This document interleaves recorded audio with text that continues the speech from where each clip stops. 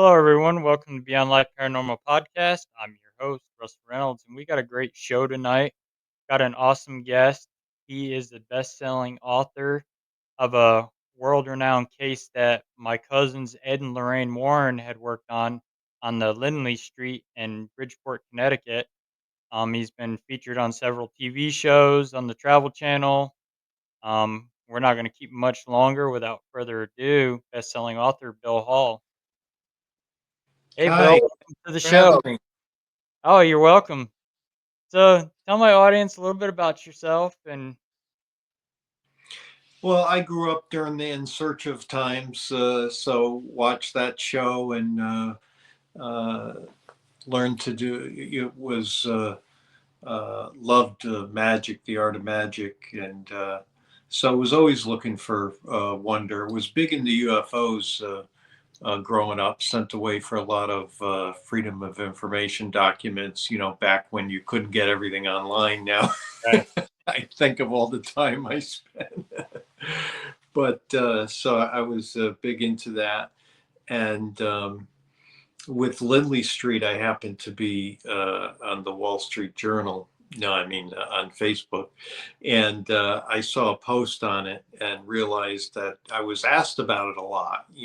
As I went around performing, and I was writing a newspaper column at the time, Magic in the Unknown, and so I was asked about it quite often, but I never really looked into it. And when I started Googling, because that was amazing, didn't take very long for me to see that it looked like there was either something to it or there was a heck of a story behind it. So I wanted to dig deeper, and that really opened the rabbit hole there. Oh, nice. So, what inspired you to actually write the book on the Lindley Street haunting? Well, when I was looking through the newspapers and discovered the name Boyce Beatty, and it said he was doing an investigation, um, interviewing people, and I I sought him out and found he was still living in the same town, and he handed over 30 hours of interviews, 22 cassette tapes, and an 8-hour reel to reel of the interviews with the police officers, firefighters, family. Um, uh, Ed is on there too. And so that really got me going. And once I listened to those tapes, I knew I did an additional about 10 hours worth of interviews. And, I knew it was just a type of story that I had to get out. It didn't matter if it sold one copy or three or none. Uh, it was one of those stories you just had to write. I felt I had a responsibility, given the tapes, that I had to really lay out and tell the story the way it was, because it's such a fascinating case, and the fact that there are so many witnesses, we really have this kind of corroborative evidence where you Mhm. can cross-reference everything. So it was, it. I just felt drawn to it. I had to write it out, whether it was going to be published or whether I was just going to share it with people, or whatever was going to happen with it. I knew I had to write it down. So Were you able to interview Ed and Lorraine on the case? no, no, they were deceased by the time I got involved. With researching the case. Um, I have them on tape though, so I mean. Mm, Uh, we did have Ed, because Ed had passed off the case to Boyce Beatty, um, after it was over, and the family, accepted the help of Boyce and the crew. I think they were embarrassed by that time to talk to the Warrens again after, mm. the hoax story, and, kicking them Oh off, you know, yeah, but so that's really how it evolved in that sense. So I didn't get to talk to them. I did get to track down and interview some of the people who were there, like Tim Quinn, WNAB radio announcer. I got to interview him again, and it's amazing how their story is exactly same. The minute details, they still remember like it was yesterday. And another lady who was only in high school at the time, she was in the background and wasn't interviewed at the time. So I tracked her down, was able to interview her. I interviewed the electrical engineer that was called to the house to check on it and what he saw, and so I was able to flesh it out even more, and then from those 40 hours of interviews, was able to tell the story as it actually unfolded in the house, which was the first time we were able to do it. I know growing up in Bridgeport, everybody wanted to know what happened, and nobody really had the details because the family wasn't talking to the Right. news or anything after that. So they did do one last interview just to say, we're not crazy, it wasn't a hoax, and that kind of thing. But other than that, they didn't want any part of the press part of it. They were trying to put it behind them. Oh, wow. Yeah, I mean, with all that going on too, you got the media breathing in your face constantly. It Oh, yeah. kinda gets annoying after a while, but Yeah, the people weren't, the antics of the people weren't very good. They had vandalism, slashed tires, clothes pulled off the clothesline, things like that after it was all said and done, too. So, which unfortunately is a common response for people who don't understand something. right.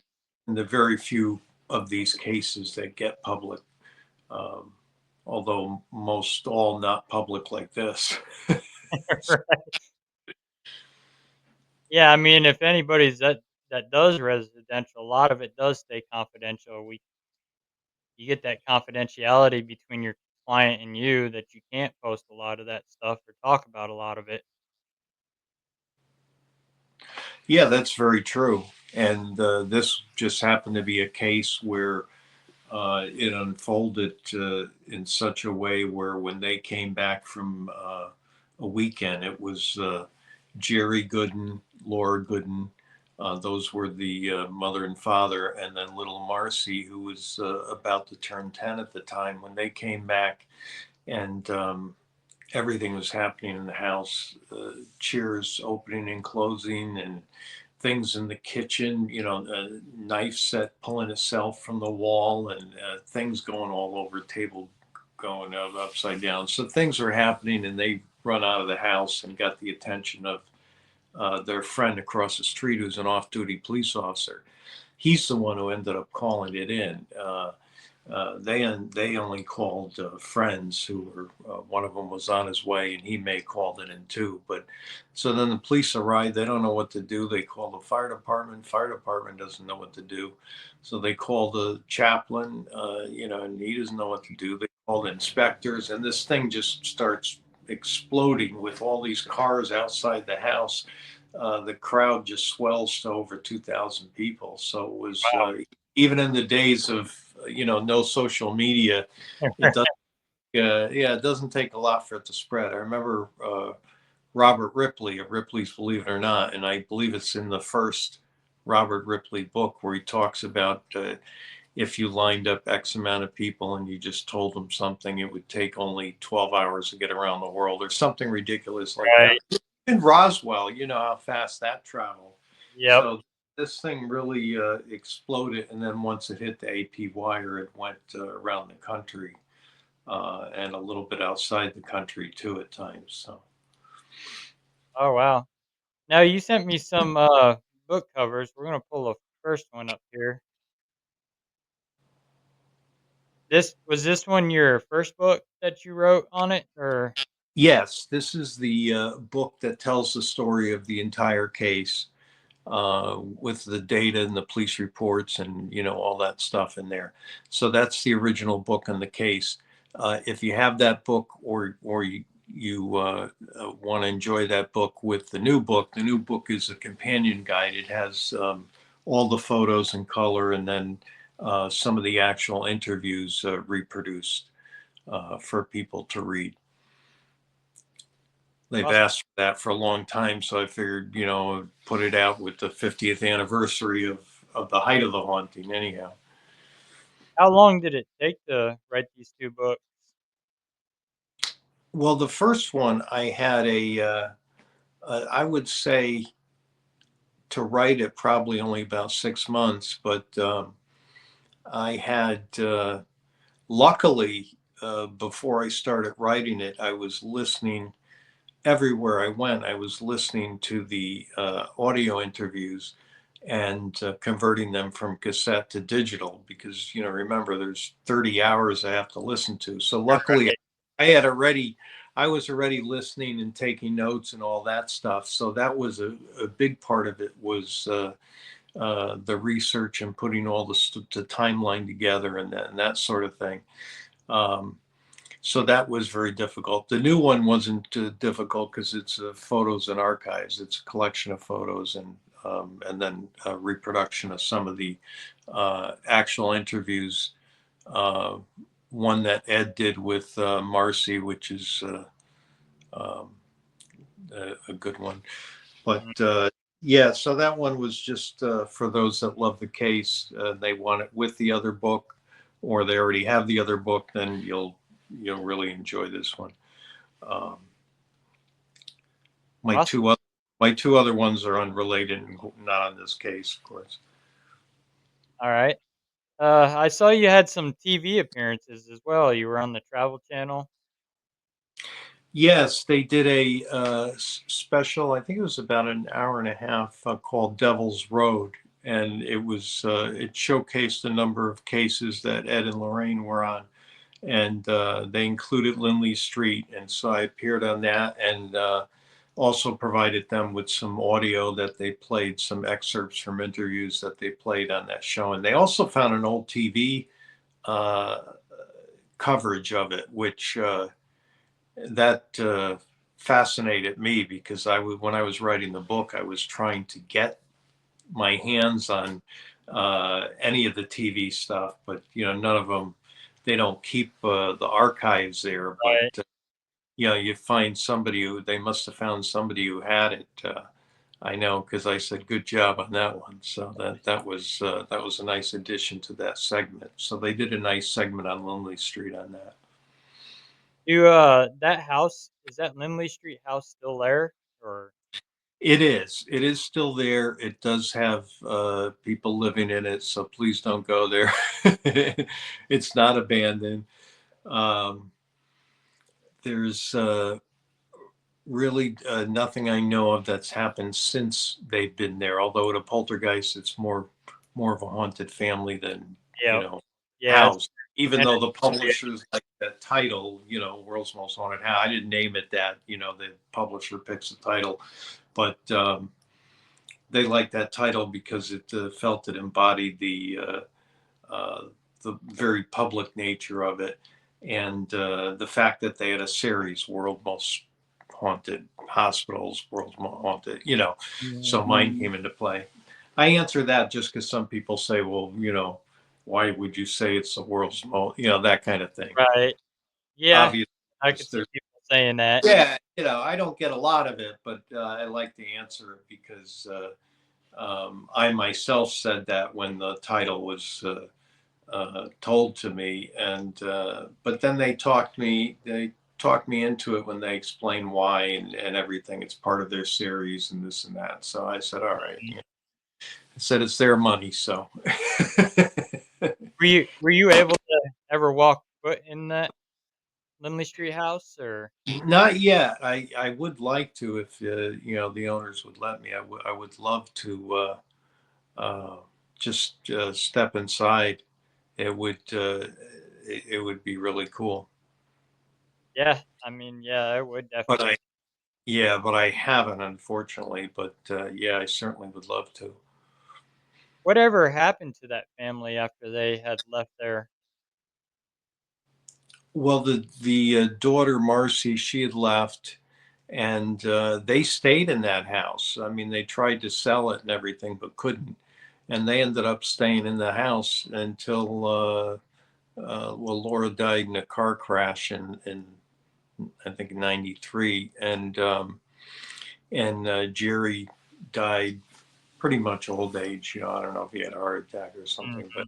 But yeah, they stayed in that house for the rest of their lives, even though their intent was to get the heck out of there and go to somewhere where, they weren't, looked at that way.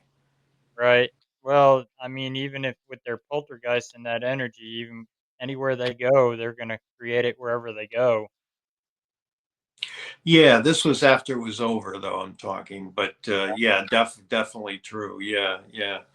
Uh, which is why, well, one of the reasons they didn't move. The other is financially. People say, "Oh, I would move." Well, it sounds easy, but when you have a mortgage and everything, and Yeah, exactly. You can't just up and leave. right, you can't up and leave, and and it's your house. Uh, I think they I don't want to say they weren't scared, but it's more frustrating and anxiety producing. Anything else. The things happen fast, so it's hard to have time to get scared for some of it, as you know. Yep.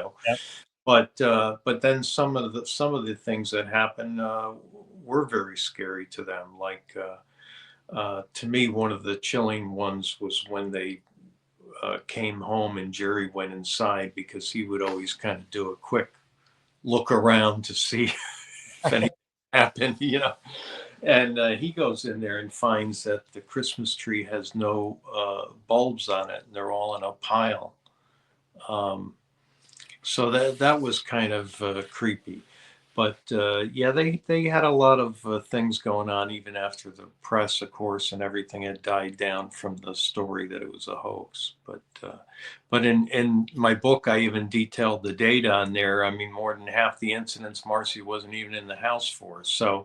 Um, so I tried to answer all those kinds of questions that people would have because this case is pretty rock solid when it comes to witnesses and what happened there. Right. Linda Johnson said, "Party at Lindley Street after podcast, Bill." Yeah, I love that. We're still trying to get in there. Yeah, you're probably gonna have a hard time. I know, I like know. the Amityville house, they don't let people in there either, and Yeah, I know. I know the owner would rather me not promote my book, but I mean, there's nothing I can do about that. I've been promoting it for 11 years. I mean, I can't. I mean, he should have knew when he bought the house. I don't know. yeah, I don't. I and don't know if he didn't know or he knew and just said, "The heck with it. Everybody has to leave me alone," or what. But he says well, after I don't know after. if Connecticut has that law, do they? No, they don't. No, they don't have the law that says that you have to disclose, distressed property or that kind of thing. But still, if you Googled it or did your research, one Google the address and it would come up. Um, but yeah, I mean, I would be curious, but I don't know if the owner wants to talk to me. But I would be curious whether he knew when he bought the house or not. Right. I Yeah, because He didn't know. I feel bad. Somebody should have told him. His realtor should have told him something. But he may not know, and he just figured it was just a house, or that happens quite a bit. I've noticed with a lot of residential, they'll buy a house and they're not disclosed. Missouri's the same way; they don't have to disclose any of it. yeah, here too in Connecticut, same thing. Yeah, yeah, that's true. Yeah, they call it what is it? It's not the right word, but immaterial, or in other Mhm. words, doesn't matter. If somebody committed suicide in the house before or whatever. It's immaterial. It's like, well, I mean, in a way, I guess you can kind of see it, but in another way, Right. it's in the case of haunting, that kind of thing. You should want to know because people are going to come by and be interested in it if it's a giant case like this was, Oh, or yeah. like Amityville. The people who bought the Amityville house knew it was the Amityville house, so they may not want to be bothered, but you should realize you're going to be bothered a little. So if you don't take pride in that, if you don't find that fun or whatever, then don't buy that. You just don't buy it. What are you gonna do? Well, they went and remodeled it too. They took out those windows that look like eyes of the house, Yeah. and I know they got a clause on there when you buy the house, you can't have film crews in there filming it. Oh wow, I didn't know that. That's why they couldn't do the Holzer files on the Amityville that Hans Holzer did because they had a no clause policy on filming, so you couldn't film there. Oh, that's bizarre. I didn't know that. Yep. Uh, as Ierana Trudell said, many years ago, I lived in Bridgeport and investigated a house on that street. Whole area is haunted. Yeah, I wonder if that was at the time of Lindley Street, because I know at that time there were other houses impacted, at the same time while that was going on. Some of which I included in the book, but I'm sure there are others that took place in that area, um, that were not in there. But I wonder if that was around the same time. It it may have been. I mean, that whole area up there, Connecticut, all the way through that, it's got a lot of history to it between Oh Revolutionary yeah. Wars, and so it created a lot of energy up in there. I hear a lot of stuff come out of Connecticut that's haunted, and Yeah, definitely. We have a lot going on here for sure. yeah, I need to get back there and check some stuff out. Yeah, we'd love to have you.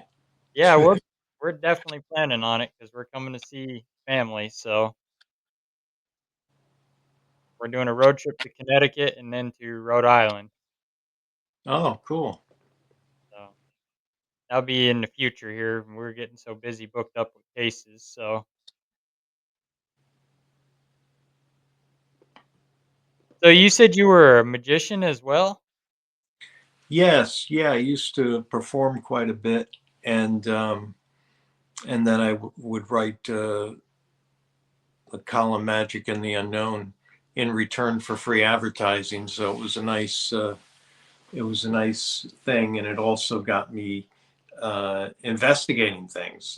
That's one of the ways I got big into UFOs. Is I would say, "Oh, let me do an article on UFOs or Right. something," and then I would start looking into it, and then I'd get interested in it, and then before you know it, I'd have a library, you know, and you're starting to write for. Freedom of Information Act to get documents and stuff that you read in the books. Uh, so yeah, that really got me crossed over into looking at into a number of those kinds of things, and also local legends and Right.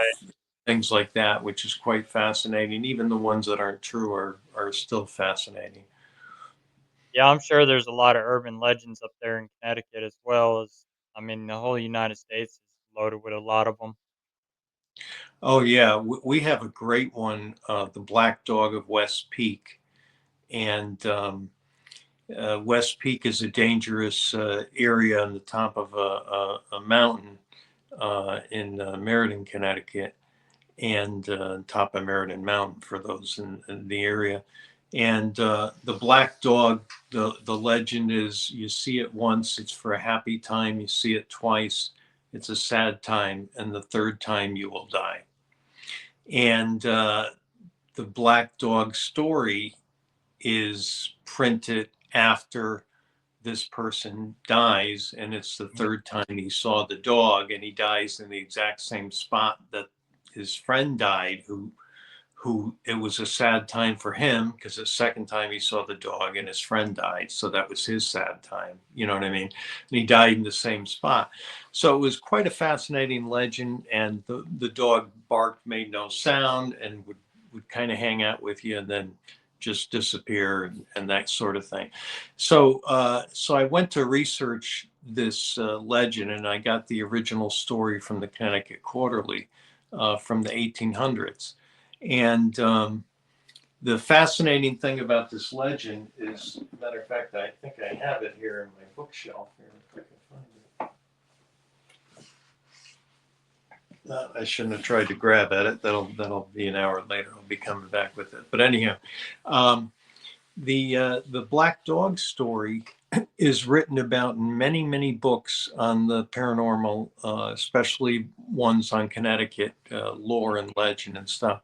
And the Black Dog, at the time that the story came out, didn't impress anybody because it was in a Reader's Digest, Connecticut Quarterly. It was like a Reader's Digest.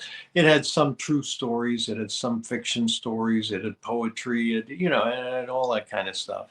And the Black Dog was listed as a story. So it was a fictional story. But what made it more fascinating, which made it confused by the later generations that found that, is that the guy in the story, W.H. Pynchon, he used his real name, so he really was a geologist, and his friend really was a geologist. And so the two of them go into this mountain to look for gems and everything. It made a lot of sense, and a lot of the way he described the area and the stones and everything, because he was a geologist, there was a lot of truth to it. But if you did the research, you could also cross-check this by discovering that W.H. Pynchon did not die, as was said in the story, but Mhm. lived beyond that. But the fascinating thing about that is the story truly is confusing, to those. In other words, I don't blame people for thinking it was real, because the only way that you can tell that it wasn't real is if you got an actual copy of the Connecticut Quarterly, which I own, and you'd have to look in the table of contents. That's where it says that it's fiction. Mhm. If you don't look in the table of contents and just go to the story of Black Dog, some people have gone as far to do that, is to let me go to the original story where the legend comes from. Most didn't, but some did. But when you go to that, if you're looking at it in the library, for example, they'll bring out a giant book or something. You probably won't go to the table of contents, or you flip. If you don't look at the table of contents, you won't know it's a story. So, I mean, that's an example of an urban legend that at first fascinated me. I was quite taken by it, especially when I did the research and find out that this guy was a real geologist. It was looking really promising, and then to find out that no, it's just a story that wasn't that popular at the time. But this guy got the story published, so he was happy and went on his way. Right. That's sorta like the Slender Man story too.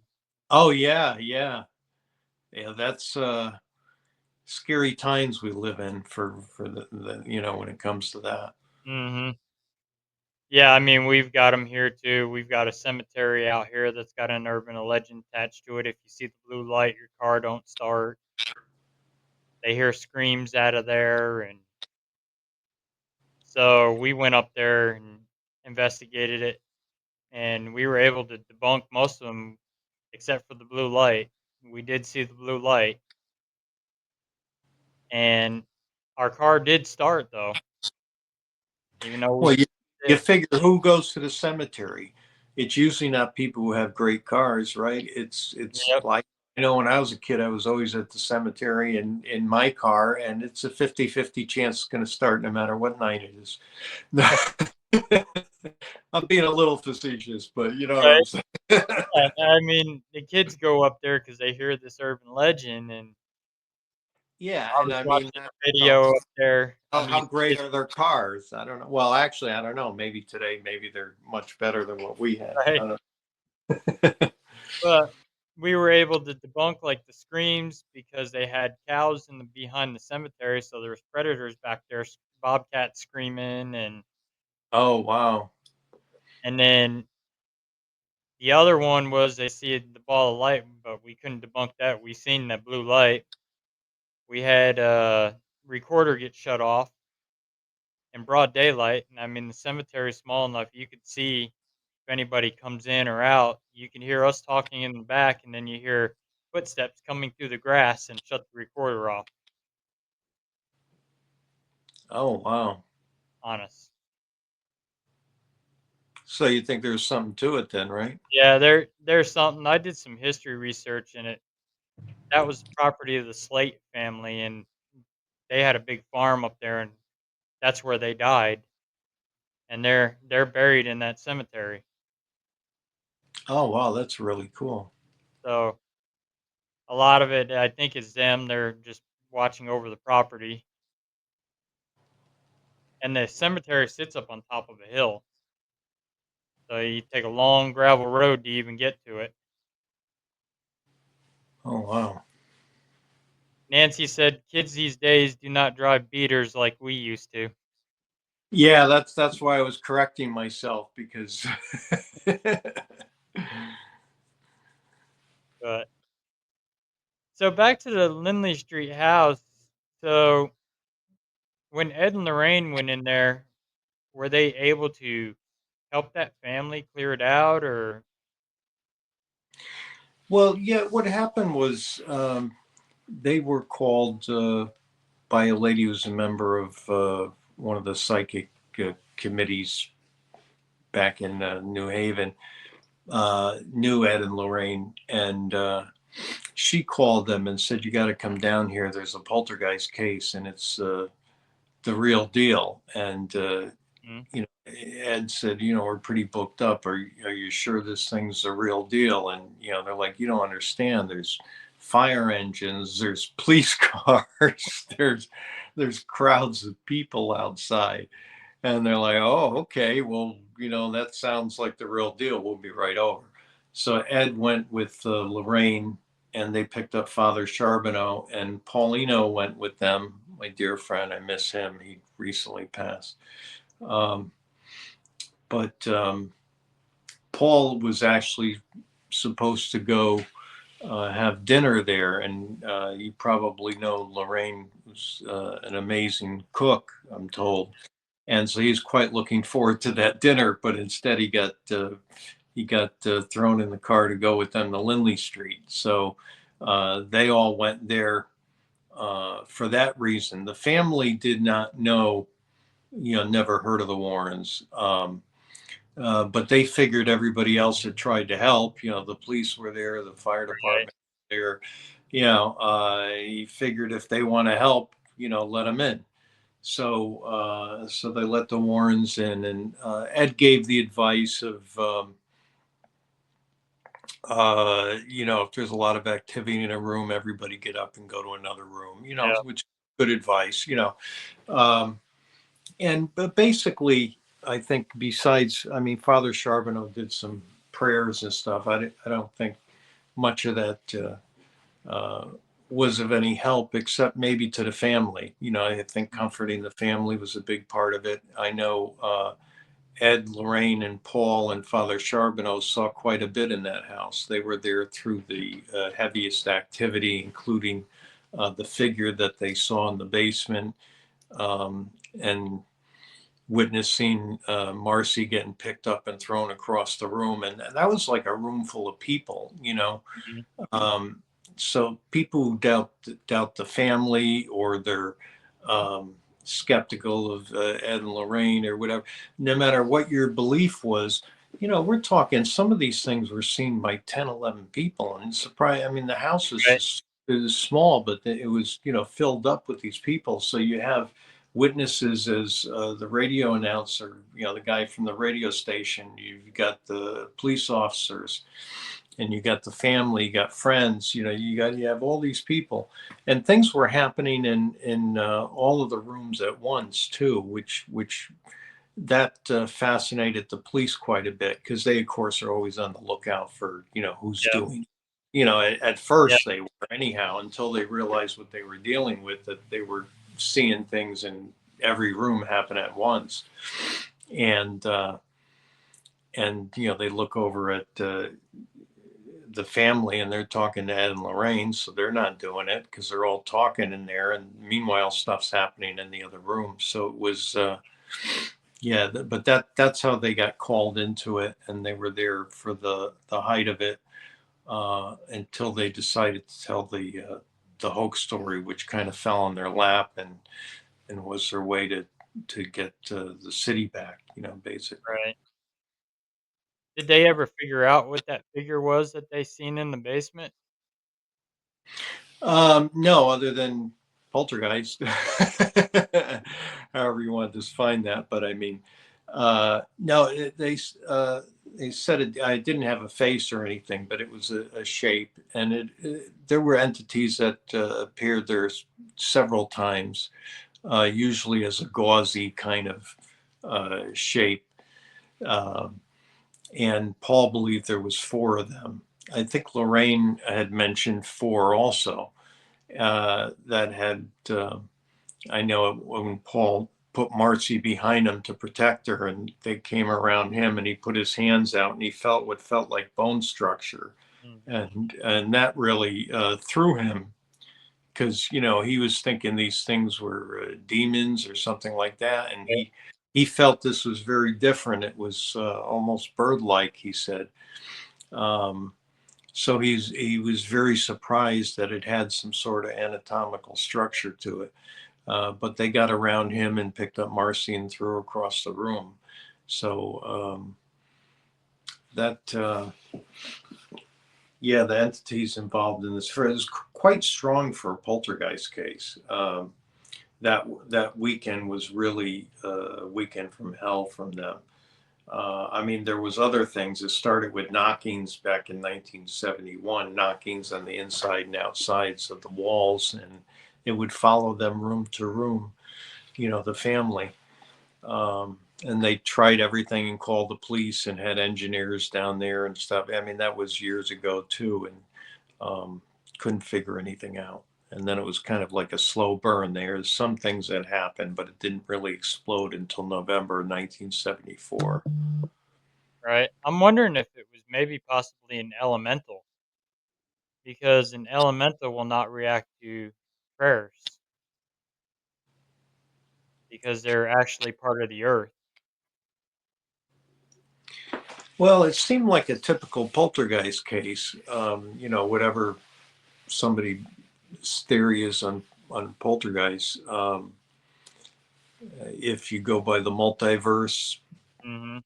or even if you don't, it's we're kind of saying the same thing, even though we use different terms. Whether you say the other side or the multiverse or parallel world intersect or what have you, but these entities, for lack of a better word, or parasites, seem to feed on this negative frequency, Mhm. and uh, and the way to get rid of them all the time is to break that frequency. No matter what breaks it, and it's different sometimes depending on the family too. Yep. And I mean, also poltergeist is created in one's mind too. If you got that strong mindset and you dwell on a lot of stuff, you create that energy and then it just keeps building, gets stronger, and then you're able to manifest the poltergeist in a home. Yeah, and what happened here was there was that buildup with Marcy. She was picked on at school for about a year, and didn't have friends. Her mother was overbearing, with her, and then she was beat up at school and was stuck at home for 6 weeks with the mother in that small house. And it was right after that that this whole thing exploded. So you can imagine it definitely had enough negative energy even without a poltergeist. But Yeah. And but teenagers are good for that too. They're known for poltergeist activity, manifesting poltergeist because of their hormone changes and yeah, she was just about turning 10, but I know preteen or teen, yeah, yep, it's common in these cases. Yeah, we know there's another link because if it was every teen that had repressed something, then everybody'd have a poltergeist. But right. so we know that there's a missing link there. But at Lindley Street, there was an underground spring in the house, which is interesting. Wow, so yeah, you got the energy built up with that running through there, that water. Yeah, yeah. That was the one interesting thing about Lindley Street. A lot of people were asking about water, or were almost upset because they didn't find water there. And I said, "Oh, there's an underground spring." So yeah, did have that. And you guys probably got limestone also in, Connecticut as well, so Yeah, we had the high water tables, sandy soils, yeah, all the ingredients for uh, as many believe for the paranormal to come together. yep, Missouri's got the same thing. It's got the limestone, it's got the quartz and all that stuff, and with the Missouri River and the Grand River, so it creates a lot of paranormal activity.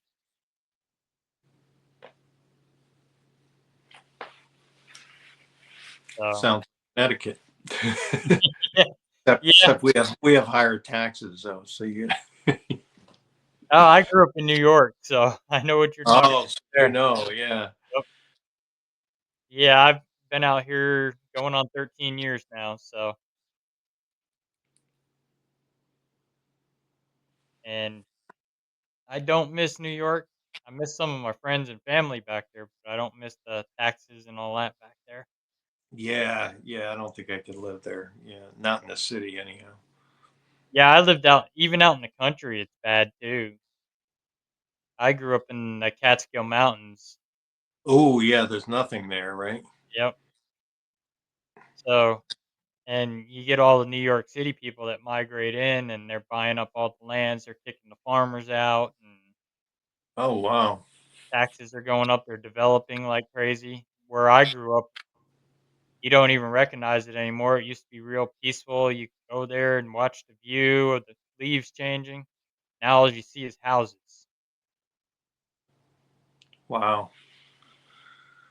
So it's nice out here. I mean, we've got our history here with the Civil War and Missouri State Penitentiary and Beatty Oh, Man, right. Yes, I forgot about that. and so we've got our history here as well as you guys do back there. I've done some investigations in New York and stuff like that. I did a few places out there, like Hancock, New York, and some stuff in Pennsylvania, and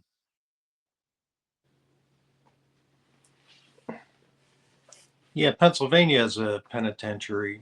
yep, Uh, Eastern States. yes, yeah, that's the one I was thinking of. Yep, that was old Al Capone's stomped in prison for a while before they shipped him to Alcatraz. Yeah, very cool. So, what are some of the other books that you had written?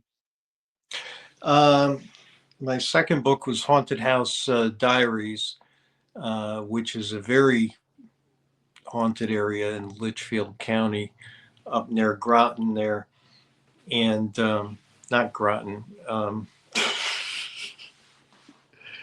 Uh, maybe it's Groton. No, in Litchfield County. So it's near Litchfield actually, Okay, and um, that whole area. But there's a farmhouse that was there since the 1700s, and it's just like a paranormal circus.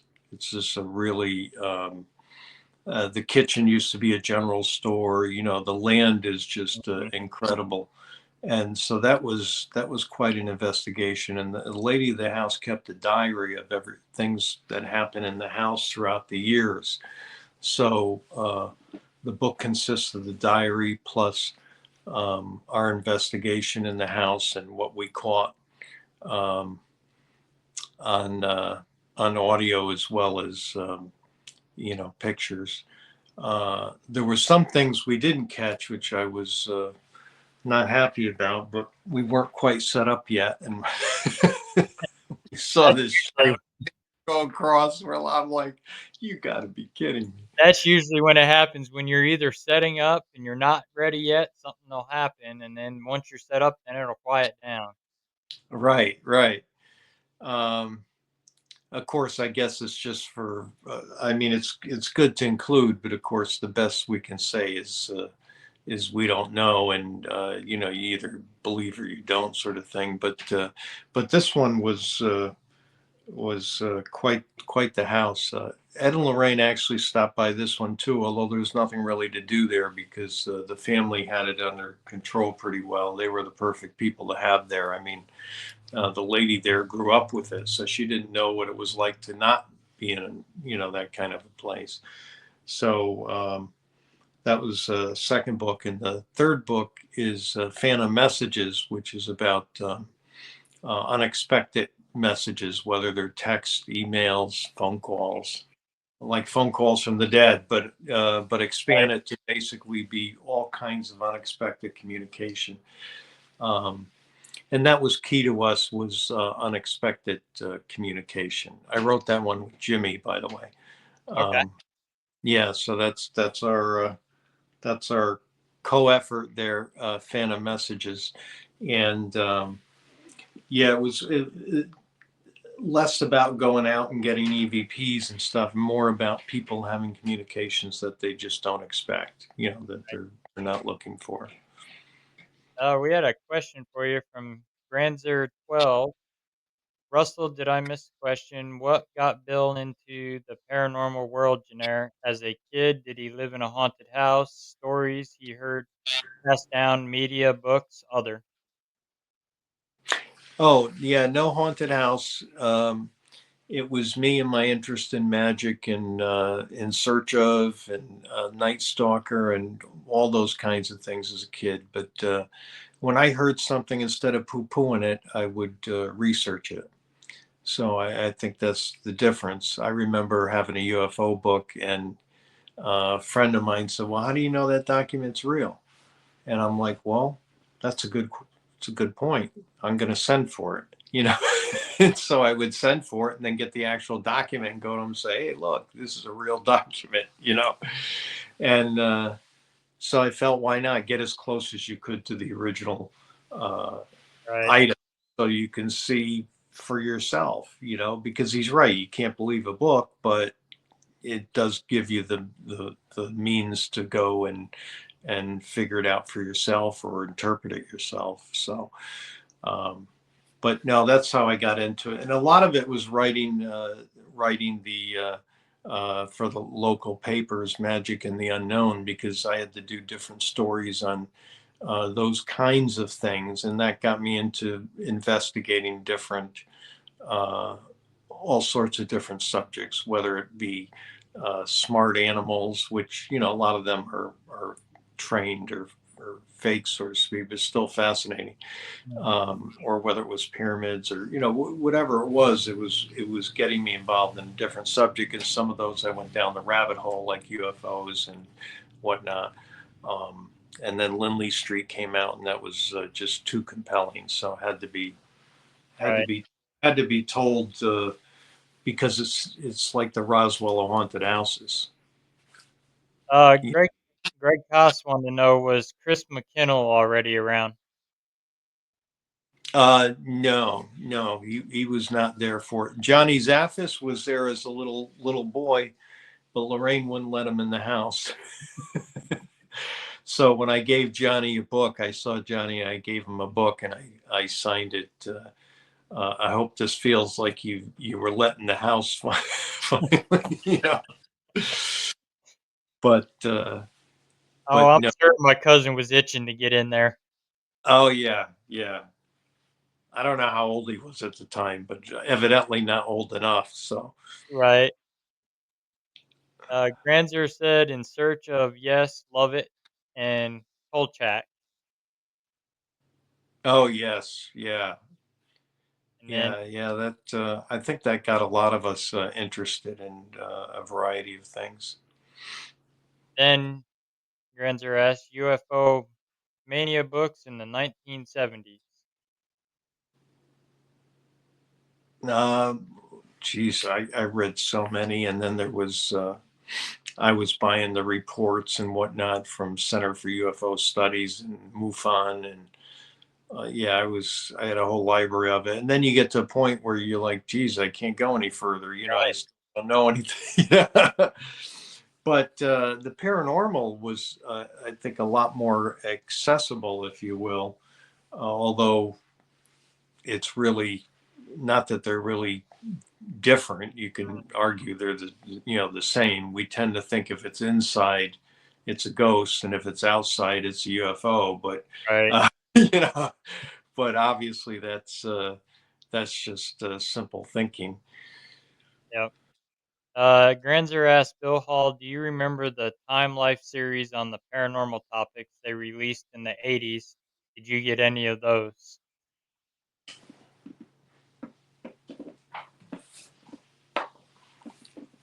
Yes. Here's yeah, I got the set of them, and that's one just right off the live bookshelf there. But yes, I did. Surprised you remember those, but that's how I remember them. Very well done. They're a very well done series. Yeah, I I'll have spent to all. check 'em out. I never read them, so I'll have to check them out. Yeah, I mean they're general, so maybe you wouldn't get as much out of them now. But I mean, Right. they were well done. You know. Granzer said, "Wow, those are rare these days." Yeah, they probably are. Yeah, I mean, I bought them used. Well, did I buy them used? I might have bought some of them used, but I had some of them right when they came out. I remember because I had them coming in the. I think they sent them in the mail every so often. Like the record club, but you Right. couldn't. You know, Yep. probably still owe them something. Probably. I used to be part of that because I used to be a DJ back when I was younger. I started DJing at the age of 13. Oh wow. So, and Linda said about Chris McKinnell, he was a little kid at that time when that Yeah, case. that would make sense. Yeah. Yeah, because he's younger than John. So yeah, that would make Chris little kid then. Yeah, I don't remember him mentioned. I don't think he was there as a little kid, but I know Johnny was there as a little kid. Well, he was there at least for a little bit, but Lorraine wouldn't let him in the house. Linda said Bill's book on the 966 Lindley is my all-time favorite, and I highly recommend the 50th anniversary companion guide with the pictures is great. Oh, thank you. That was very nice. Very sweet of her to say so. I'm glad you're enjoying it, and thank you for the kind words on the book. It was a lot of work. It was like writing a soap opera. What was interesting is I was able to get some of the people who were there to actually read um, parts of the manuscript that they were there for, so Mm, that they can make sure that I got it right and that I got everything in the right order and the timeline correct and everything. So that was a unique experience, is to be able to do that and still have so many witnesses, because a lot of them were not with us anymore. But to have it preserved on tape, uh, you know, 8 hours of the police officers and yep. 13 firefighters and priests and onlookers and friends and family, and just have them all on tape there to be preserved. And it was these interviews were done like right after it happened too, so um, you had very good detail to them. Uh, Granzer asked Bill Hall, which UFO sighting really pulls your attention? No matter how many times you hear it, it still grabs your interest. Hmm. Boy, that's a good question. Besides the obvious Roswell, which we know something happened, and is confused as to what, I think, after all these years. But um, Rendlesham Forest is that one is very, very compelling. That's a really compelling one. Um, Another really compelling one is the Gulf Breeze sightings. I had a VHS tape of some of the filming that was taken, and it was quite convincing. Yeah. Then he had another question: which is the best documented UFO encounter? A. Neminence incident. B. Isle 1628. C. Rensham Forest. D. Tehran 1976. Others you suggest. Wow, that's that's a tough one. I mean, besides the obvious Roswell, I'd say Rendlesham Forest, but um, Roswell, I think, with Major Marcel's, uh, I don't know if anyone paid attention. I mean, he went on video and it's on the internet, and basically before he died, he said, he said the truth about it. Mm. Um, you know, you can't get much more than that. So, Oh yeah, definitely. Uh, Asiana said wise. That's address 666, not 966. I know a lot of people say that or think, geez, if that nine just falls over, then we'll have 666. Yeah. Right. I've got a buddy that goes out. He's part of the CE5. He goes out and he does communication with the astral beings through meditation, and he'll call them down and communicate with them. Oh, wow. Amazing how he does it, and they've had paranormal teams out there with equipment too to kind of back it up, to back the energy up to see if what they were calling in. He travels all over the United States doing this and at events and paracons, and he's done stuff up by Skinwalker Ranch and all that up there. Oh, yeah. That's a good one too. So, have you done any investigating with Mr. Haunted? No, no, I haven't with Jimmy. Uh, I would like to, but we have not yet. I have to bring that up to him actually. Yeah, Because we need to do that. Yeah. get him on the ball. Right, right. Granzer said the UFO incident that pulls my interest is the 1953 Kinross incident. Not familiar with that one. And he Or said, maybe I wasn't forgot. You never know. then he said, Russell, if you recall, in 1953, an Air Force jet, an F-89C Scorpion interceptor, mysteriously disappeared while pursuing a UFO over Lake Superior, an event known to the Kinross incident. Yeah, that sounds familiar. I do remember hearing something about that. Well, that's Yeah, I a mean the UFOs over the White House in 1952 was uh, that. I mean that was quite interesting. I mean, the jets come back because they have to refuel.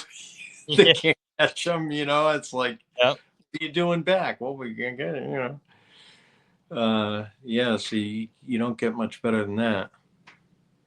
Greg Cost says, yeah, that really happened. Yeah, it's amazing, and most people don't know that. Well, and probably all of us know that, but most people don't know that. Yeah, because people say, well, if there were UFOs, why didn't they fly over the White House? Well, yeah, they actually did. And Granzer said, I think it was only the only UFO incident that involved both U.S. and Canadian forces. Oh, wow. I know we contracted with Canada to make a UFO back in the early 50s. Hmm. It was too wobbly, though. So but eventually that technology and that thinking led to our vertical takeoff, or the near vertical takeoff craft that we have today. Well, I did see that the military had made a stealth bomber that actually looks like a UFO. Yeah, that's interesting. They've got to be finding some advantages to the shape because I mean, if we've been seeing them from anybody advanced, Yep. then that's probably why we tried to mimic it in the first place because of the vertical takeoff. Right. Well, that Uh, too, and it but gives us. now we could do that and go faster than Yep. But in the 40s, they were going as fast as what we can do today. Right.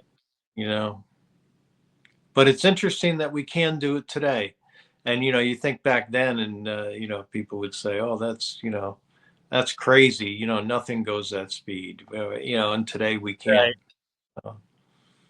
Right. Nancy said everything in the 50s they chalk up to YouTube. Oh yeah, yeah. That and swamp gas, right? Yep. But I saw a video on that new aircraft, and it looks like a UFO, which probably give us an advantage because UFOs, a lot of people are seeing them. So, That's true. Yeah, it does give a built-in advantage. Greg Koss said, "Did you see dealing with the book I've had forever?" What do you mean by that, Greg?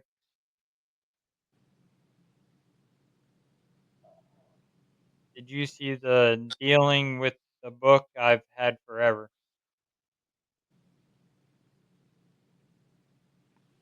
I don't understand that. I don't know what he means by that.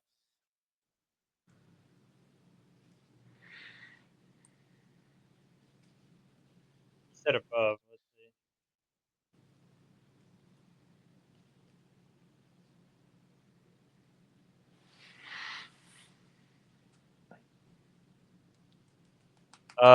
Linda asks, "Are you working on any new books?"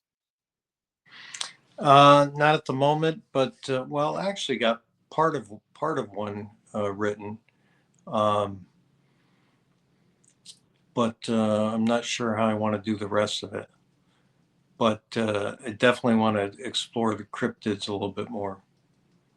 Oh, nice. Yeah, that's a topic that is starting to get a lot of talks about now. Is the cryptid stuff. Yeah, yeah. So there's some fascinating cases out there.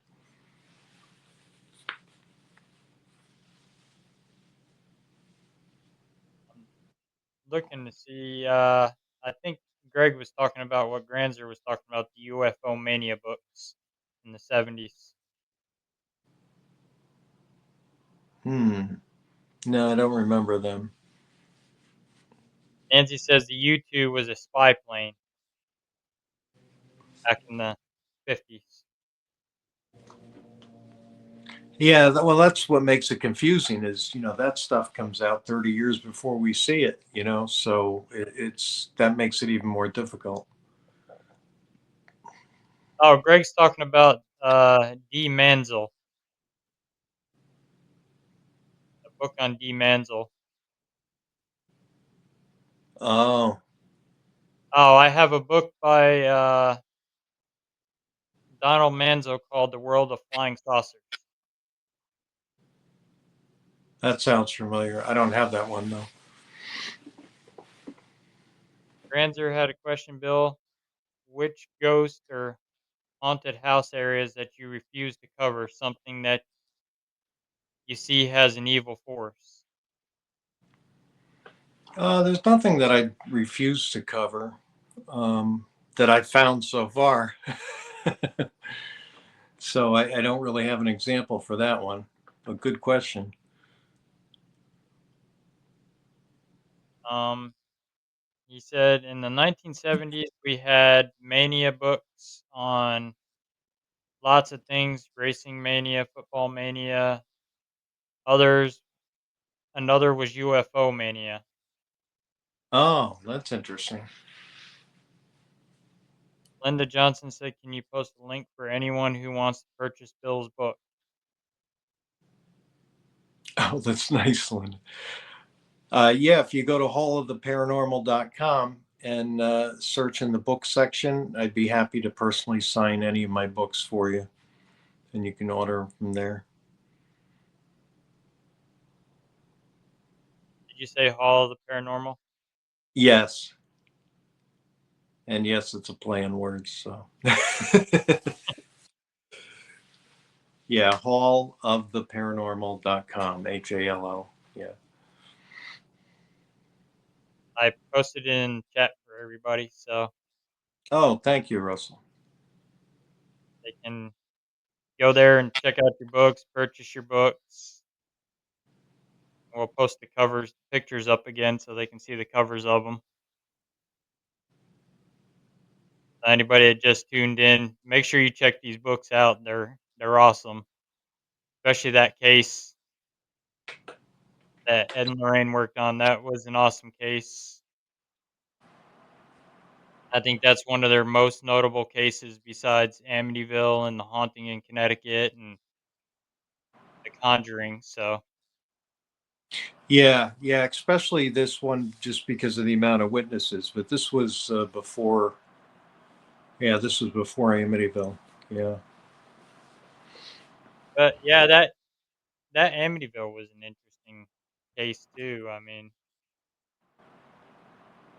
I've been past the house numerous times when I lived back there, but yeah, it you could feel something dark in that house. That's for sure when you drive by it, especially with those windows of the eye. It looked like the eyes watching you. Oh, yeah. I like those windows though. They had a lot of character to them. Yeah, and they took them out. Maybe too much. They took them out of there because they got tired of people showing up at the house there. So they actually remodeled the whole thing. They put vinyl siding on it, and it doesn't look like the Amityville house anymore. Yeah. Linda asks, any thoughts on Bigfoot, Bill? Um. Yeah. I mean, I think there's some convincing stuff out there. I'm thinking more paranormal multiverse versus real, just basic being. But I don't know. But but yeah, there's a lot on there, so I know there's something to it. What do you think, Russell? Oh, I believe it. I'm getting ready to go out on a Bigfoot investigation with our local Bigfoot guy here in Missouri, Carter Burchard. Oh, there you go. So you know, yeah. Yep, he's got more than 1,000 reports published for the state of Missouri on Bigfoot sightings. He's wrote 3 books on it already, and he's also into the UFOs as well too. Well, it seems like wherever there's, I remember the stat was if you go to look, when you find UFO sightings, you usually end up finding haunted houses too. Yep. So it's interesting. And then if you look harder, you find some Bigfoot sightings. So it's interesting. It seems like they all travel on the same bus. They may not know each other, but Well, we've even, brought in a Geiger meter into paranormal residents that we've done, oh wow, and, I mean, we've gotten some Geiger counter hits, oh that's scary. which is that's only supposed to pick up radiation, radioactive stuff, and, Yeah. you know, UFOs are said to give off radioactivity, so that's why a lot of the UFO hunters use them. Oh yeah, that makes sense. Yeah. Uh, Ranzer asked, "Bill, you covered the UFO and paranormal for decades. Do you believe we have passed, or we are in, or have yet to reach the golden area of research in those topics?"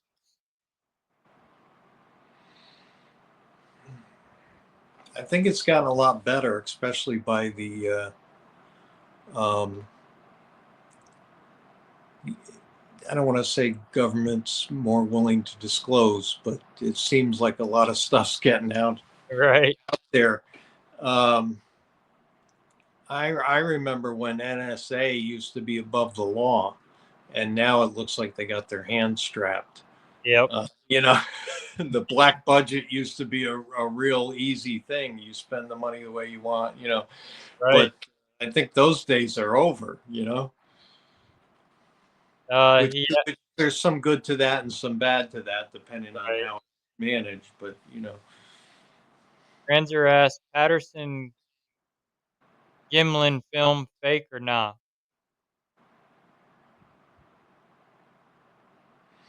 oh, wow.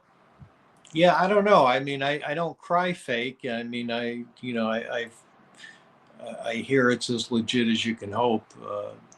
That's, I think, some of the trouble with some of this stuff. But I've seen films where uh, a Bigfoot is captured on camera where it's wading through where crocodiles are or alligators. So I mean, it's not somebody in a suit because they wouldn't be doing that, So and also I think I remember on the top of a mountain, people were mountain climbing and it was in the snow and stuff, and they have a film of this, and the 911 calls and the rest of it. So I mean, it could be, but it's one of those things. I guess we'll never know. Linda said they also changed the street number of the Amityville house. I'm guilty of randomly showing up at the Amityville house. Now, why does that not surprise me? Yeah, that don't surprise me either. I just hope she's not dragging my cousin Julie along with her. Probably, I'm sure.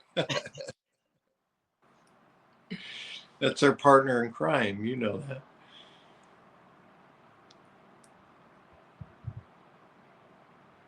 Hello, we welcome all paranormal communities to join us tonight. Live open panel.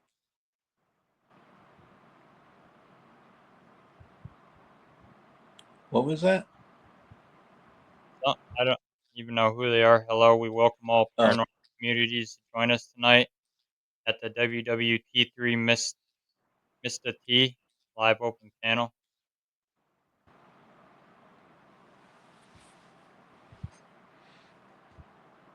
Don't know. hmm. I don't know why he'd be coming on somebody else's podcast advertising that. I know. That was weird. Speak of the devil, there he is. Mr. Haunted himself. Mr. Haunted is here. Yep. My favorite co-author. Greg says, Bill, I'm trying to tell you how old this book is. He's had it since the 60s. Greg has. Oh, wow. Linda says, Julie is my BFF for life. That means she's going to be there.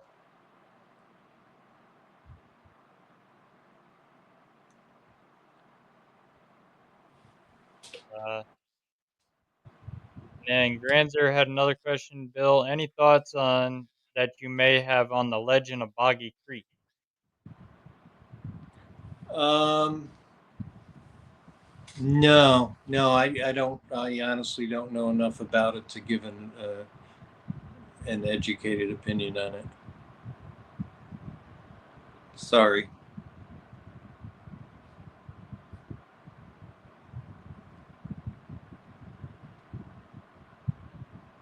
And Linda says we have a star in our presence.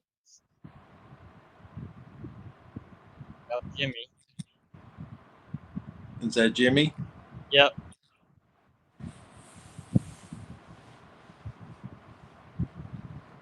Greg wants to know if that book's worth keeping. Is what? I'm sorry. That book worth keeping. What book? That one he's had since the '60s on the UFO. Probably not. Well, only because I've had so much more specific UFO and more modern UFO books, but they were a good series for the time, and they did a good job, writing up about things.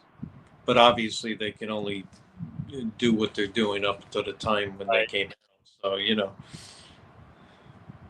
Jimmy says I fell asleep.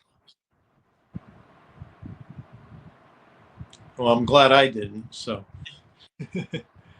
Yeah, I just did a show not too long ago on some cryptids. Did one on the sheep squatch. That's out in the Appalachian Mountains. Oh. Supposed to be a ram-looking creature with long hair like a Bigfoot, and it's got ram horns, and it likes to ram things with its head. And Oh, wow, that's cool. I think I've heard of that. I can actually show you a video here.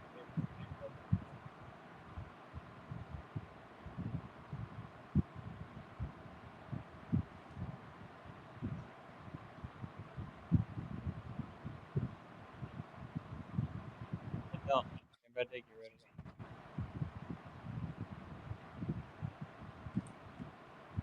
But it's supposed to be one of the big urban legend cryptids in the Appalachian Mountains.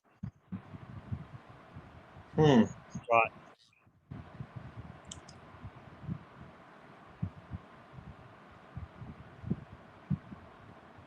It's like the Appalachian chupacabra. Yep,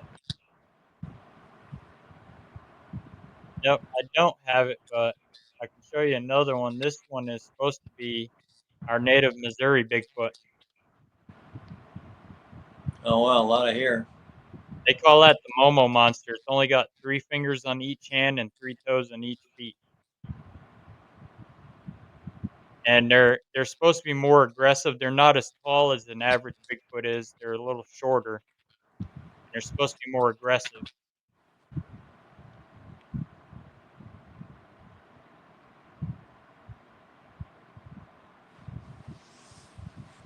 Momo monster. Jimmy says the Ahul,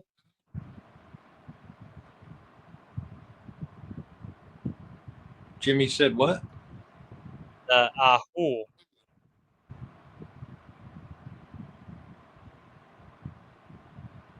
Ahool.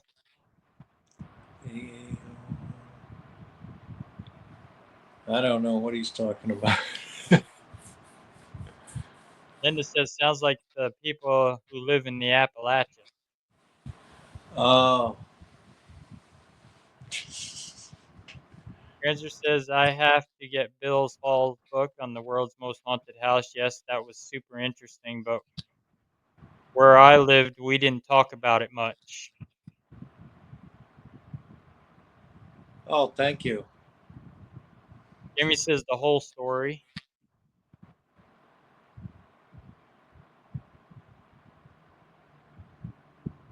And Linda says I want some of Bill's cookies. Yeah. The cookie story. Yes, I've been waiting for Girl Scout cookies for a long time, and they came, and I ate 10 of them. Yeah, I think Jimmy just posted something in the chat about that. Ask Bill about his cookies. Oh, uh-oh. Yeah. Yeah, I kind of was too focused on getting the cookies, more focused than one should be for cookies. Right. But they were Girl Scout cookies, but they don't give enough per box, so it's not my fault. Granzer had another question. In the 73 Lindley Street haunting still being investigated, apologies. I don't know if the house still stands. Yes, it does still stand, and people live there, so please don't go there to bother them. But yeah, the house still does stand. The house next to it was torn down to put in condos in the back, but yeah, the Lindley Street house is still standing. Jimmy says a hole is a cryptid. Oh, I was wondering what he's talking about. And he said about the cookies, they were they delicious? What Oh were my the God. Yeah, they were to die for. Yeah, they were. But my I only had 10, so my cousin Dawn, she lives in Florida. They have the skunk ape, Bigfoots and skunk apes down there. Oh, that's right. Yeah. She's also related to Ed and Lorraine and John Zaffis and them too.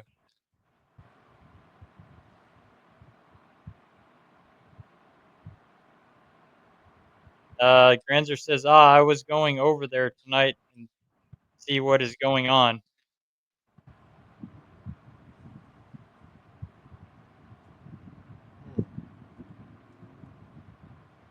Jimmy says, I stand with Mothman." Oh, yeah, that's a great one. I actually just did an episode, uh, not last weekend, the weekend before about Mothman. I'll have to No, check it out. actually, it was a Jersey Devil. I'm getting ready to do one on Mothman. Oh, I love the Jersey Devils story too. Yep, I did. I just did the Jersey Devil, the Wampus Cat, and Slender Man.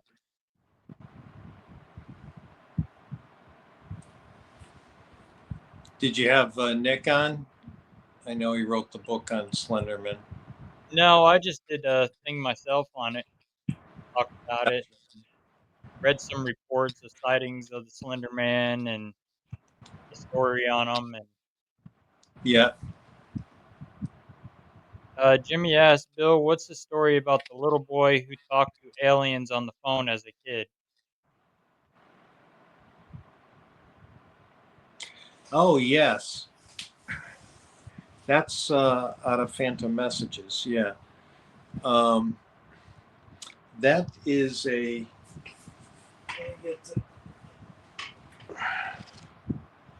He actually ended up becoming a famous.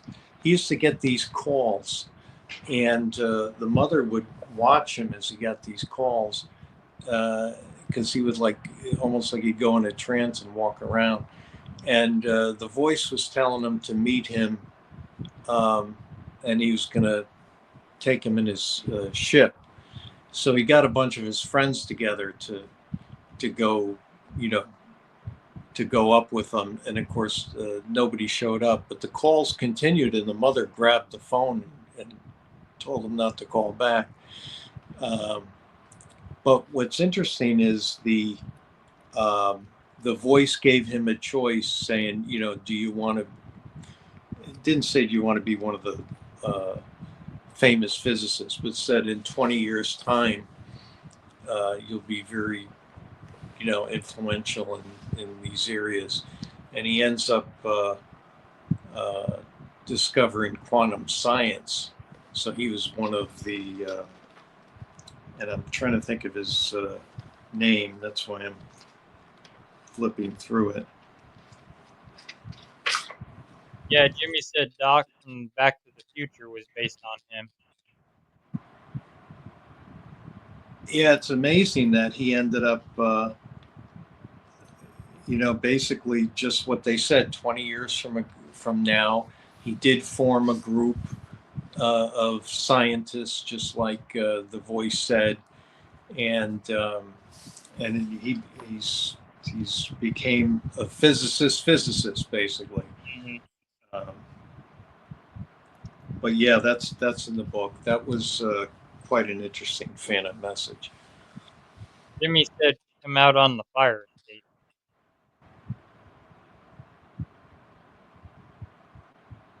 Oh yeah, that's where he was going to meet the UFO. Greg asked, John Gill is dead. I think he's talking about that author. Oh, John Keel, who wrote the Mothman Prophets. Yep. I think he's dead, right? Didn't he? I'm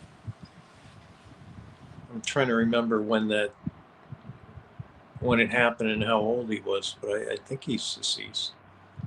Jimmy's messing with us now. He wants to know what's your favorite Brady Bunch episode in detail, please. Oh, and minute detail, of course. The one with Davy Jones, of course.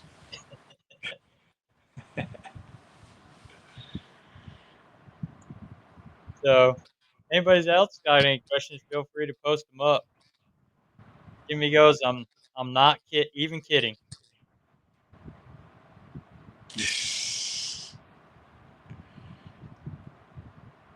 But yeah, I mean, there's another interesting in the Appalachian also too, the feral people that nobody's ever really wrote about either. I don't know if you ever heard about them. In the Appalachian Mountains. Hmm. Yeah, I've heard of it, but yeah, you wonder what they're talking about. They say they're like old miners that escaped the war. They were living in the mine shafts and they're cannibals, and Ugh, I didn't hear the cannibal part. that's supposedly what they look like.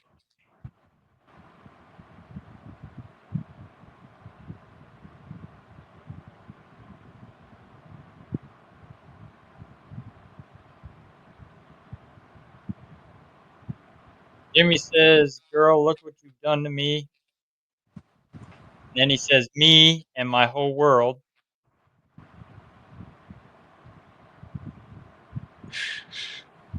And then Granzer said the favorite Brady Bunch episode is where Jan says, "Marsha, Marsha, Marsha."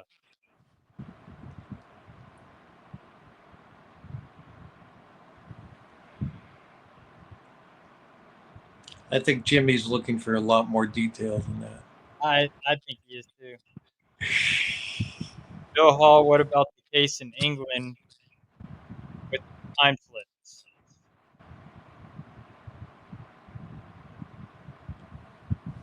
Case in England with the time slips. He says much more. Oh, much more detail. Yeah.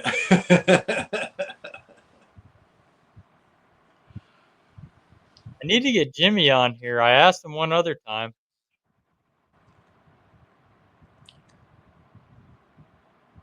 He says old computer.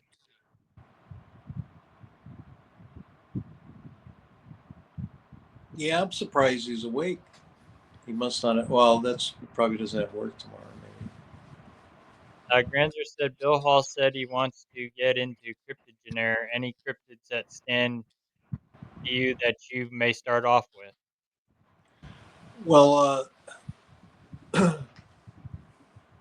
two that I'm very interested in, and one that I started to write about was the those little people that, as a matter of fact, Ripley had owned them at one time, and he ended up, I think, selling them, and they unfortunately became lost. But those are quite fascinating. And the other is in more of the paranormal genre is of encounters with trolls that seem to have the same, um, the same characteristics. Those are two that come to mind that are really interesting. Linda asked, off the subject, but Bill, did you watch Land of the Lost as a kid too? Yes, yes, I did. Yeah, the slee stacks and everything. Oh, yeah. I And loved anything that had dinosaurs in it too. Jimmy said they investigated it and they talked to people in the past. They lived in the same house.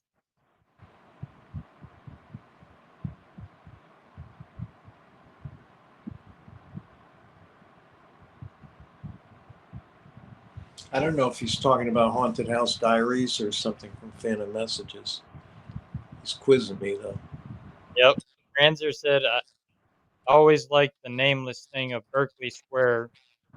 Read that is like an octopus type creature runs around floor, so victims are creeped out, scared. Then the nameless thing will jump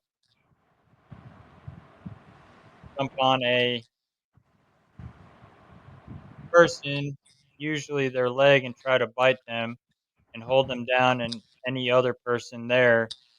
is so scared they just run out of there. Well, that's a friend when you need him, right? Yep. Jimmy says, Oh, Donaldson, the Donaldson messages. You ever hear of that case, Russell? "Oh yeah, I've actually heard of that." Yeah, that case where they are communicating, which what appears to communicating by computer with somebody in the past, brings a computer home and finds an old file on it, and yeah, that's a fascinating case, and the I read the book on it, and it's so bizarre that if it was fake, they would have did a better job Right. making it. Because to tell the truth makes you sound crazy. I think they even had said that, and we're sorry they talked about it because of that. But yeah, the Dodlinson case where they're, I like the one where uh, they put a piece of paper there and it comes back like all aged, Mhm. and yeah, the Dodlinson messages all by computer, and it was like it was in a different language, like old English, and they were having it translated by a teacher, that friend that he knew at school. Right. The messages just kept appearing, and yeah. Uh, Linda asked Bill, "Is it true that Bob Crane from Hogan's Heroes once lived in the 966 Lindley house?" Yes, that is true. Yeah, he did live there during his DJ days. Yeah, some say that would be enough to haunt the house. Yeah. If you watched him on Hogan's Heroes, definitely. Yeah. Jimmy asked, "Who would you want to portray me and you in a movie?" Oh boy, that's a tough one. Uh, Maybe George Clooney. No Reeves can portray me. George Clooney could portray you. How's that, Jimmy? I get the younger one though. See, I'm gonna look young. Yeah, you put the age on Jimmy. Yeah, yeah, I know. Yeah, that was trying to make you fail. He's laughing. Jimmy should just star as himself in the movie.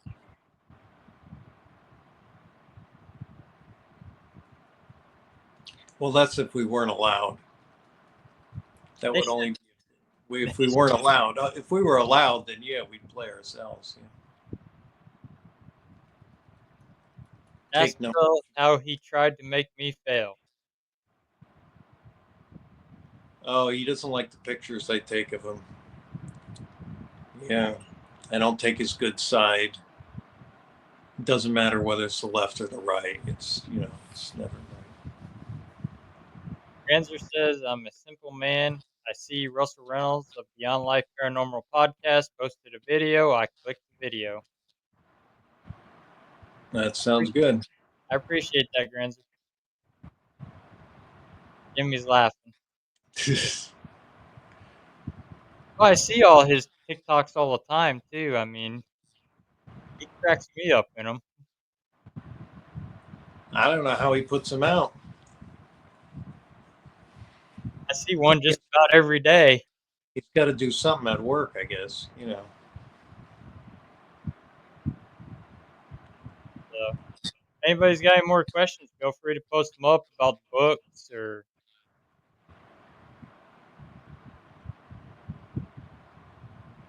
I did see Granzer said something earlier that about we know how it is. You hear something, you got to go out there. Oh Especially, yeah.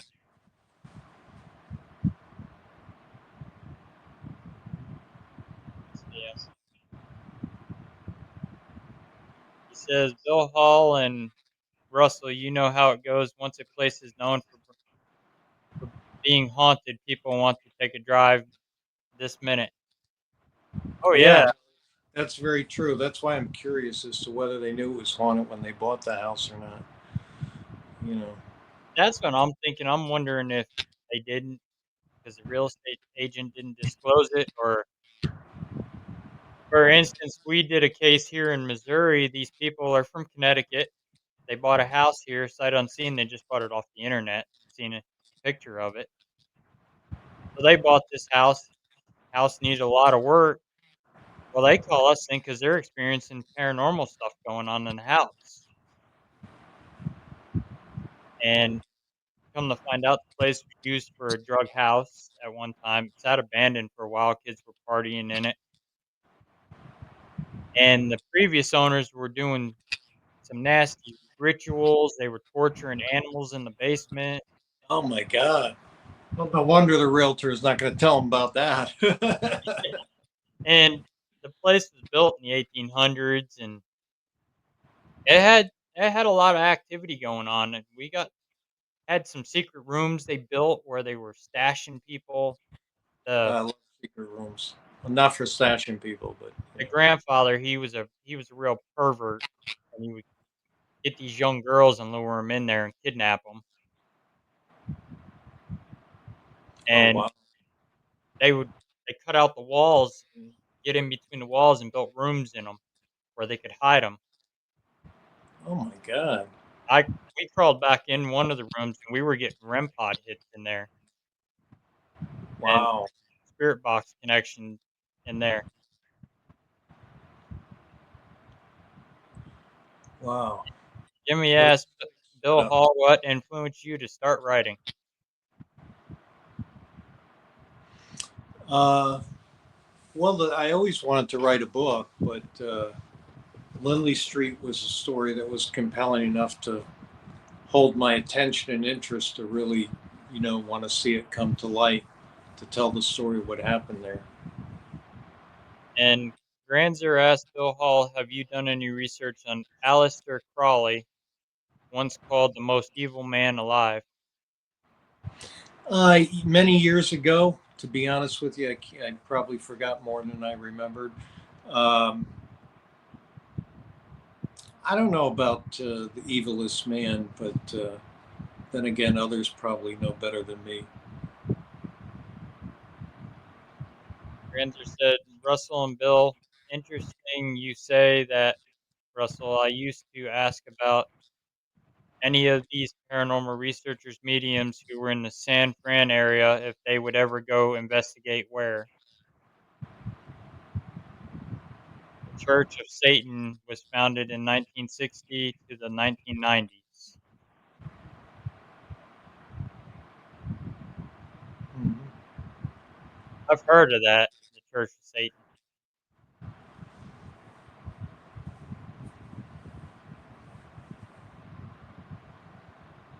Jimmy wants to know what your favorite Twilight episode is.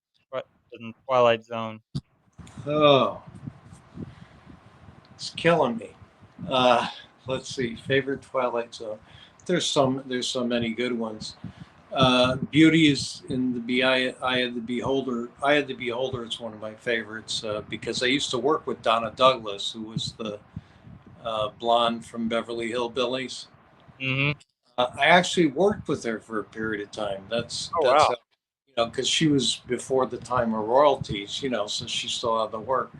But I worked with her, and she said she was Donna Douglas, and I was, a kid then. I was just out of college, and we were all young there, working there, and she was older, and nobody believed her. She was like, "Oh yeah, I was on that. I work with Rod Sterling." She talk about Rod Sterling and stuff, and people just thought she was a crazy old lady. But I listened to her, and when I saw the episode of Eye of Beholder, realized that was her. I was like, "Holy crap!" So I used to listen to her tell stories about Rod Sterling and stuff. It's pretty cool. Oh, So yeah. that's one of my favorite episodes for that reason. Uh, Granzer said the question would either get the response one, no, B, they would get offended. Why offended? I don't know why. Is when he would ask those investigators in the San Fran area.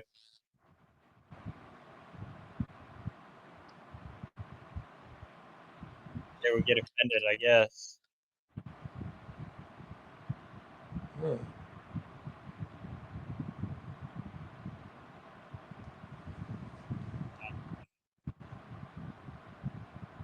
I don't know why.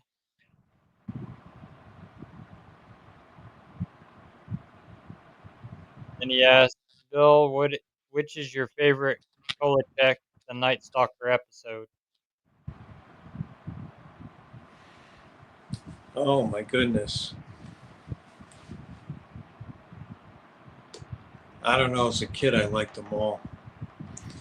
Um,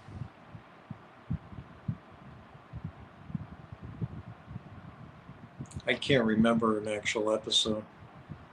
I remember even the vampire one was good.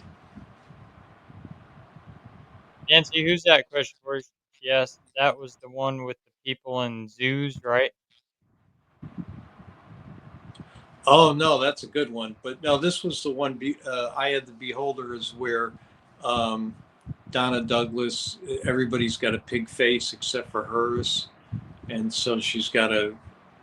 She's having an operation to try to make her beautiful again. Jimmy asked, Bill Hall, tell us about the time you went to cemetery and investigated with your friend.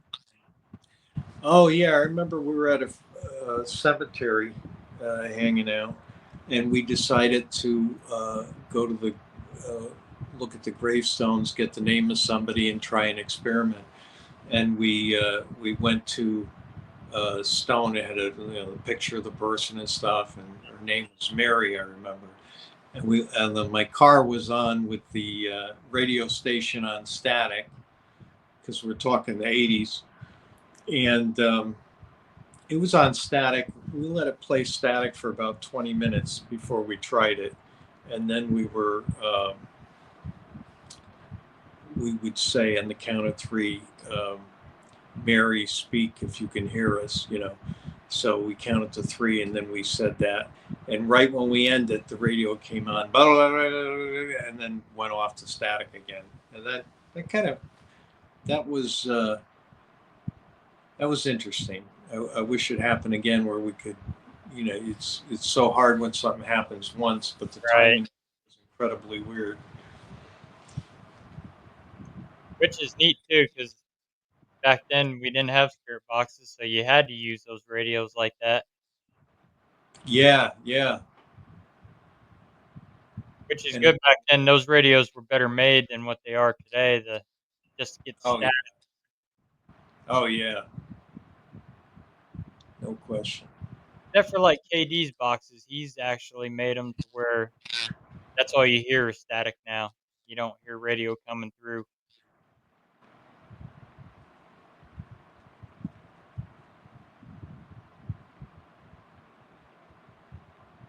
Granzer wanted to know, was it the old AM radio or was it a CB radio?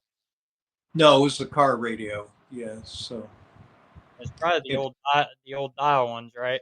yeah, yeah.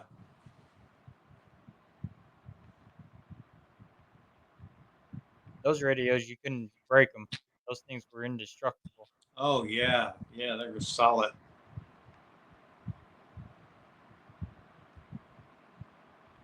There's any more questions? We got about 15 minutes left. I know Jimmy's gonna fire some more. I have a feeling.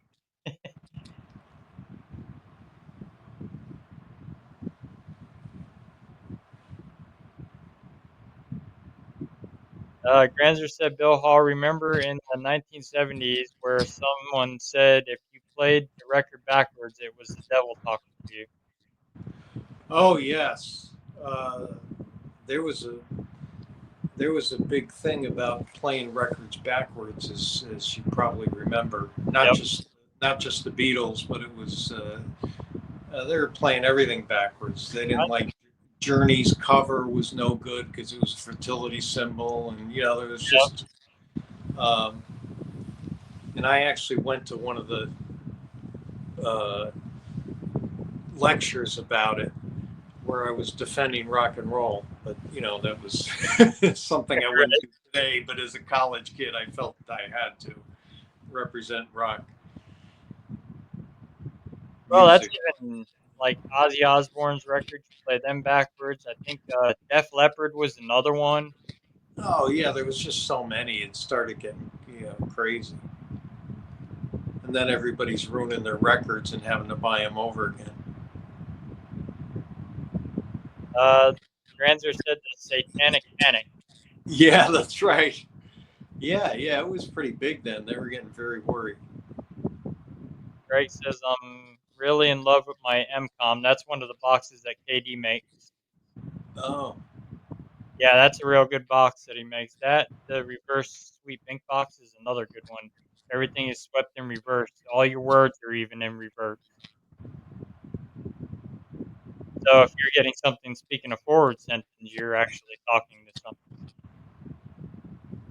that's pretty cool. Jimmy asked Bill Hall, "What about the phantom phone calls from the train?" Yes, there was a case with a train crash where they were trying to locate this gentleman that was on his way to meet up with his fiance. They were going to get married, and the train had crashed, but they were they found out that he died instantly when the train crashed. But throughout the night, there was about 34 phone calls that went to friends and family.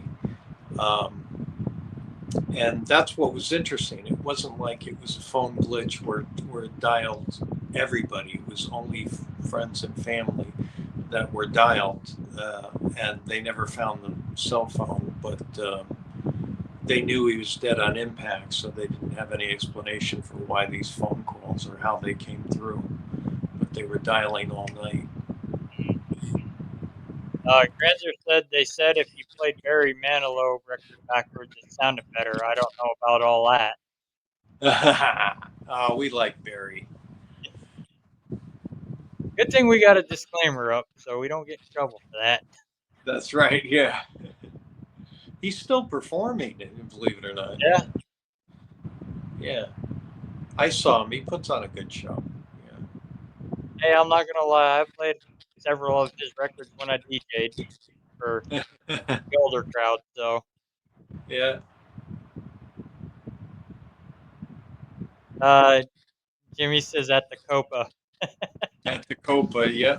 Yeah. Copa Cabana. Yep. Granzer says he said we like Barry.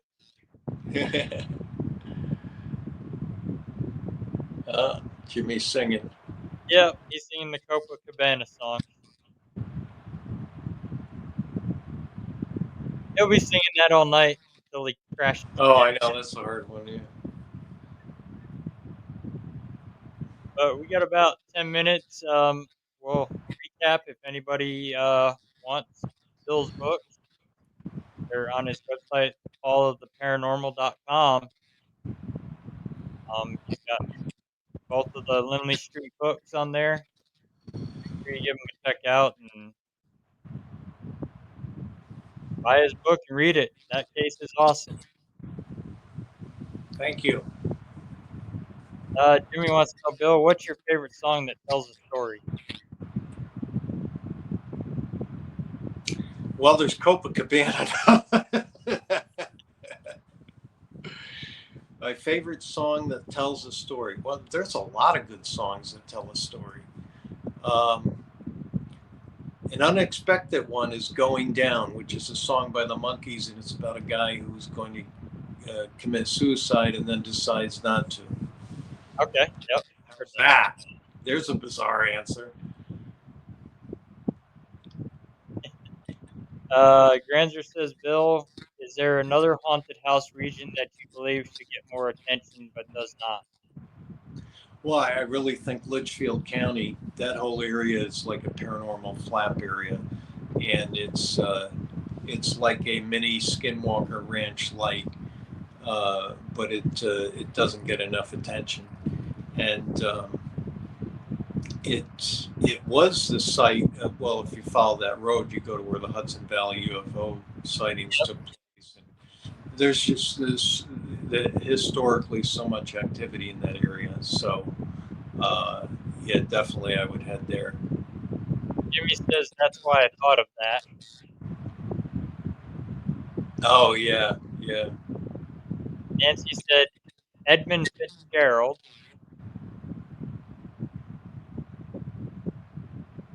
which that's that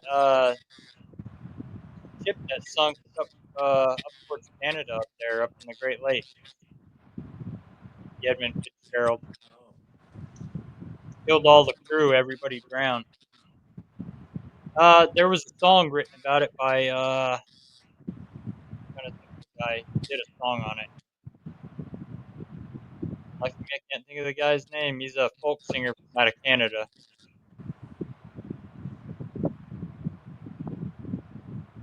Can't think of his name now.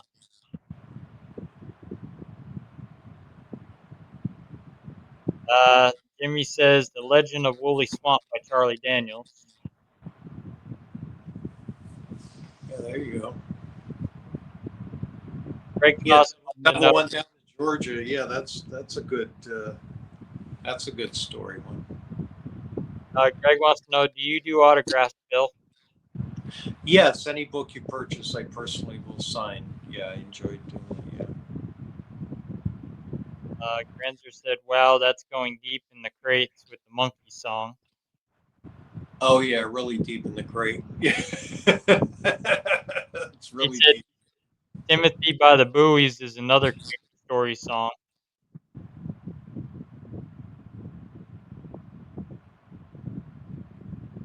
Jamie says, I hear Sheep Squatch likes Girl Scout cookies. Well, I better stay away from mine. That would be scary if somebody took them. Greg says, do you sign them? Yes, yes, I signed them all. There we go. Gordon Lightfoot. That's who sang that song on the Edmund Fitzgerald. Okay. Yeah, Granzer, it's Gordon Lightfoot. He was a Canadian folk singer. So will you sign these books for these good people? Yes, only if you're a good person, but I trust you're a good person if you order a book. UFO by Jimmy Sullivan. And speaking of whatever happened to Jimmy Sullivan,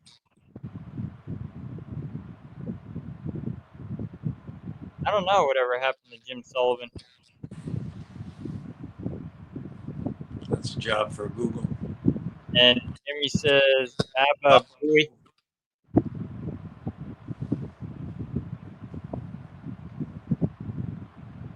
Jimmy says, I'll sign them too for an extra 25 cents. which I'll have to end up paying them, so don't worry about it. Greg says, I saw her twice in the UP of Michigan, Edmund Fitzgerald. Yeah, I think she was a big cargo tanker that sunk. He was hauling freight, and I guess the whole crew drowned. They never made it out. Well, you know how them waters are up there, and that area, Jeez. they're frigid, cold water.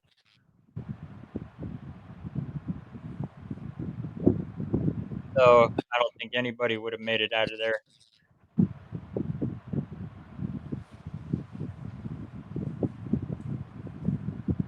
That's like my cousin Ed. He was on that Navy ship that got attacked by the Japanese, and that sunk. They ended up in the water, Oh, jeez.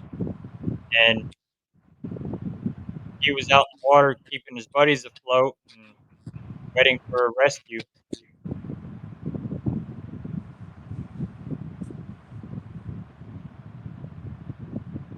Yeah, Granzer, it was rumored that the ship was the victim of the Great Lakes Pyramid. That is the theory behind that, the Edmund Fitzgerald. Yeah, hauling iron ore is what it was hauling. Yep, he was on the Indianapolis that got hit, got bombed and sunk.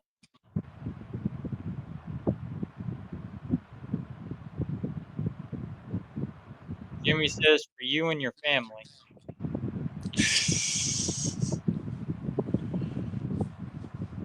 Greg says steel, iron ore, or both that are superior.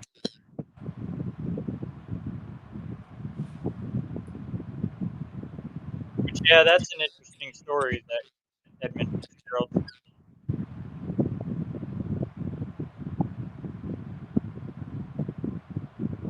Oh, we got about 4 minutes left, so anybody's got any last minute questions, feel free to throw them up. If people want to get a hold of you or like book you for like paracons or book signings, how can they get a hold of you? Uh, you can go to, you can send me an email at billhall, HALL 1234 at Gmail. Okay, Thank you. Yeah, that's the best way. all right. Genzer said, Bill Hall, do you think of any of the stories you heard and covered that should fall into the category of debunk?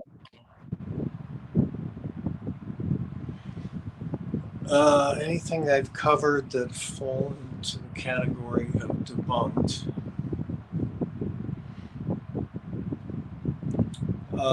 No, nothing that I covered that's been debunked, except for one photo in my second book, which I debunked myself. uh, wasn't my fault though. I ended up seeing the original photo. It was this mirror, and it looked almost like there was a portal in there and a figure coming through it. It was Okay, really, really spectacular.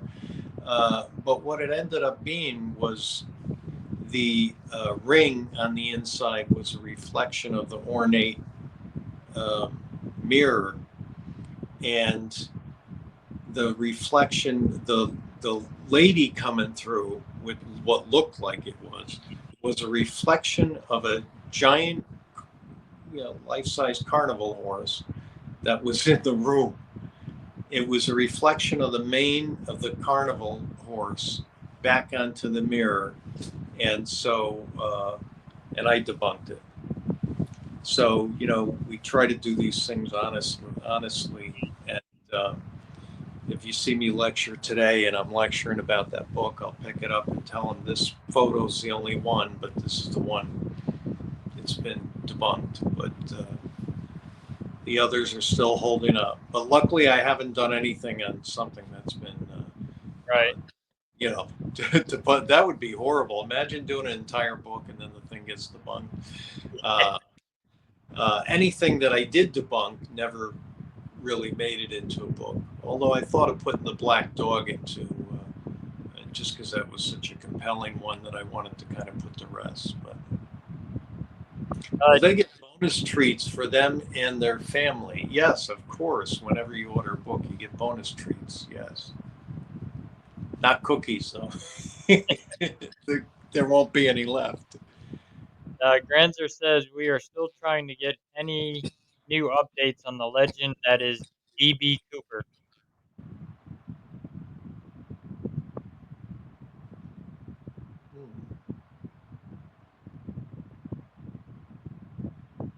And he said, I wish Flight 19 would get debunked.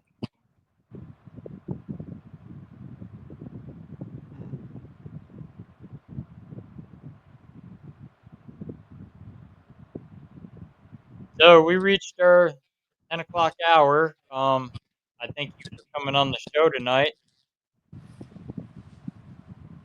It All right. Well, thank you for having me. was very informative, and everybody make sure, again, grab your books. Read about this case if you're not familiar with it, what Ed and Lorraine worked on.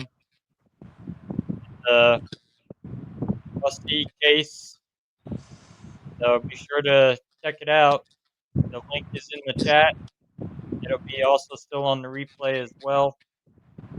So again, Bill, thanks for coming on. If you want to hang backstage for a minute, I'm going to close the show out. I'll be with you in All just. right.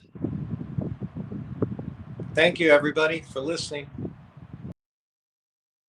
Thanks everyone for tuning in tonight. Hope you guys enjoyed the show and about the book and everything.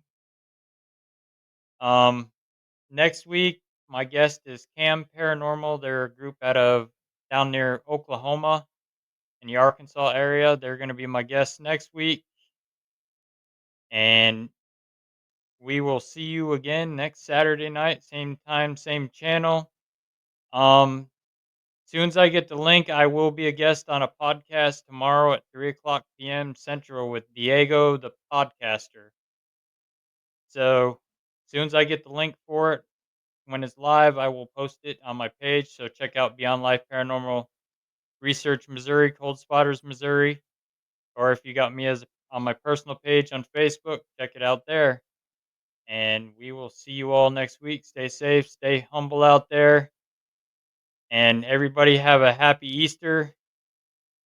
You kids don't eat too much candy, and we will see you again next week. God bless everyone.